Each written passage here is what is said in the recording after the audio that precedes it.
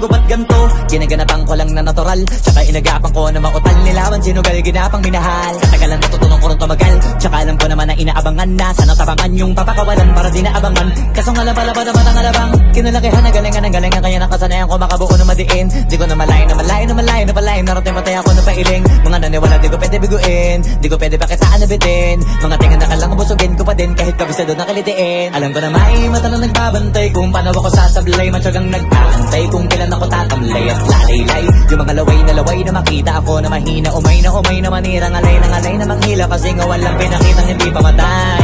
Kung napasarap mag-rap, ang daming nagbago mula nung kilalanin ang tao. Daming nagtulak sa'kin, palaging maging ganado, palaging plakado, pag kumalaw palaging planado. Daming pasabog, kailangan pag malawak ang sakop, ikaw din ang talo sa laban. Pag nabalot ng takot kung saan ka aabot, takutin lahat ng mahahakot. Yung dami ng pagod ay may sukli pag di ka madamot. At kung hindi ko tsinaga, baka nauwi na sa wala. Ganito pala to kalala, kita mo naman na napala. Paano ko hindi ko ginawa, yung iba di makahalata.